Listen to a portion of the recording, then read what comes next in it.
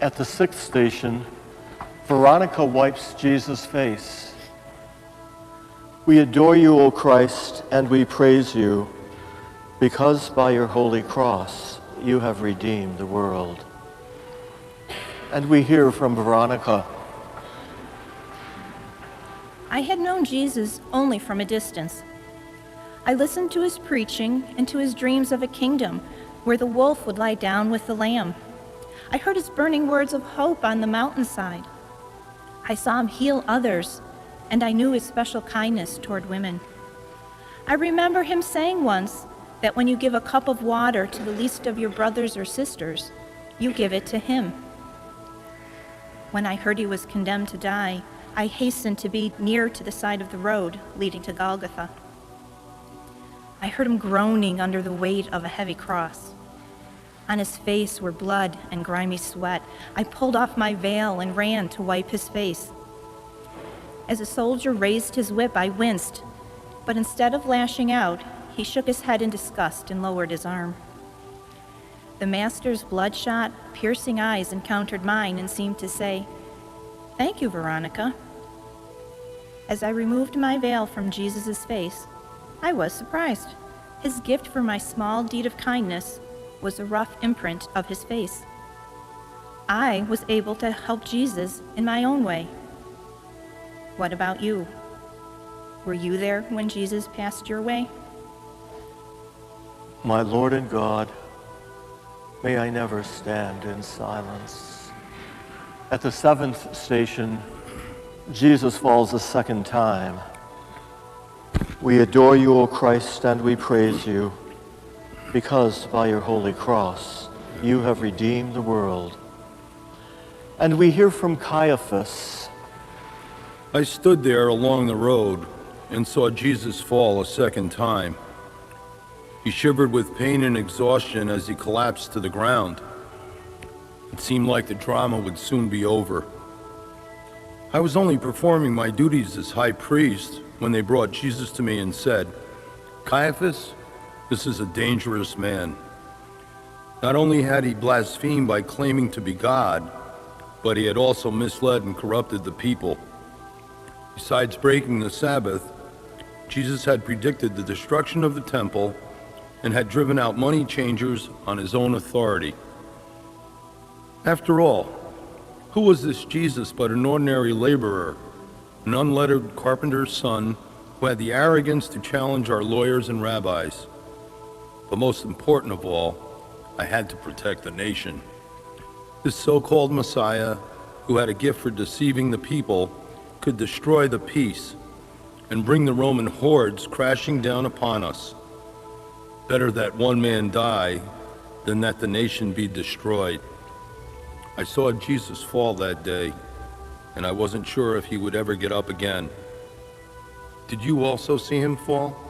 My Lord and God, may I never stand in silence. In the eighth station, Jesus meets the women of Jerusalem. We adore you, O Christ, and we praise you, because by your holy cross you have redeemed the world. And we hear from one of the women in the crowd. I would rather not give my name. Just look upon me as an ordinary Jewish housewife. Together with several other God-fearing women, I did what I could for condemned prisoners. To alleviate their pain on the cross, we were allowed by the soldiers to administer a mixture of drugs and wine. Little good did it do the poor devils. Weeping for these prisoners was part of the rituals expected of us. Very few, if any, tears were shed besides our own. We rarely knew the prisoners as persons until we met Jesus. He was not like any prisoner we'd ever seen carry a cross. Our leaders had accused him not only of breaking the law, but also of being a blasphemer. And yet I was puzzled. How could a gentle, harmless healer who had a reputation for doing so much good be condemned to such a cruel death? But who am I to judge an ordinary Jewish woman? It was only when he stumbled in front of us and turned his face toward us that I realized how savagely he had been treated. My tears became genuine. Suddenly, Jesus spoke to us, spoke as if he knew us personally. Don't weep for me, weep for yourselves and your children. I felt a chill run through my body. His words resounded like a prophecy. I didn't understand what he had done wrong, but I believed he was someone special. Could he have been? Please don't mention who said this. Could he have been the Messiah? What about you? What do you believe about Jesus? My Lord and God, may I never stand in silence. In the 9th station, Jesus falls a 3rd time. We adore you, O Christ, and we praise you, because by your holy cross you have redeemed the world. We hear from the Roman centurion. I was there, a Roman centurion, part of the most disciplined war machine in the world. I watched the King of the Jews as he crashed to the ground and was helpless to get up. Even now, my guilt taunts me when I remember what we had done to Jesus in the courtyard, how we mocked him, crowning him with thorns, and played vicious games by striking his blindfolded face. It was my official role to make sure that he would die on that Friday. He was just another criminal, another person to be crucified with Roman efficiency. But then I began to study this man. No, he was more than a man.